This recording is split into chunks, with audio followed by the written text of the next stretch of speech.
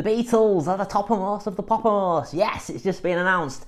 The Beatles have a #1 single, Now and Then, #1. And, you know, normally I wouldn't make a video for something like this, but it's blown my mind. You know, if you watch my last video, which was a review of Now and Then, I said that I think they'll have a hit single here, but I didn't think it'd be a #1 hit or anything like that.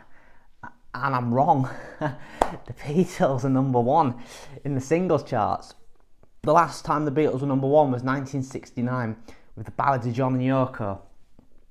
And here they are again in 2023. How many years later is that? 53, 54 years later? With a #1 single. You know, these ones didn't manage it. Free as a Bird didn't manage it. Real Love didn't manage it. Although there's arguments as to why they didn't manage it. But they didn't make it. Now and Then has. And it's incredible because last week, you know, Taylor Swift, biggest thing on the planet at the minute, she was #1 and they've knocked her off. The Beatles, a band that has not been together since 1970, well 1969 really. I mean, it's just an incredible achievement, and if you don't believe the Beatles are the greatest band of all time, then I don't know what will convince you now, because how many bands could do that 60 years after releasing their first single, Love Me Do? 60 years since they first topped the charts, which will have been, I think it was From Me to You, was the first official one, although it's kind of debated, was Please Please Me #1, because I don't think the official chart started until 63, but before that, they were sort of all these different charts, and Please Please Me got to the top of one of these charts, but that chart didn't count or something. Anyway, I've gone off topic there, because the Beatles are #1.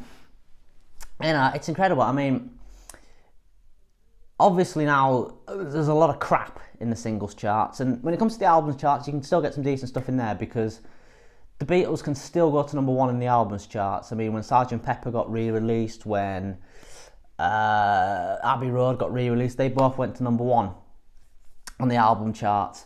Revolver last year I think got to #2. So, you know, they can still pull it, but single charts, that's a different kettle of fish, largely due to streaming. And yet they've done it largely through physical sales as well. I think of us lot buying this single, Now and Then. It's remarkable, it really is. And who thought at the start of this year that we'd have a #1 Beatles single? You know, and people might argue, oh, it's just old man music. It's not old man music, because, you know, for the people who bought the Ballads of John Yoko, for example, which was the last #1 single they had, for people who bought that when it came out, now they would have to probably at least be over 75 years of age. Now, are you suggesting that every single 75-year-old person in Britain has gone out and bought this? I highly doubt it. I mean, I'm not 75, I've bought it. You know, these are people who have come along since. It just, as Ringo's just said recently, the beat keeps going. It is mind-blowing. I mean, I'm only 25. I love the Beatles. They're my favourite band, man. And they're #1. And you know what this means? It's time for the reissue of this. You know, it's been a while since this has been reissued. 2015, I think we last got a reissue of this. Well, Apple now need to, Apple need to do it again. I mean, who'd have thought? Who'd have thought that the one album would become outdated because there's another #1 to add to it? So no doubt at some point, Now and Then, we'll be getting plonked onto the end of that. Yeah, it's incredible, really.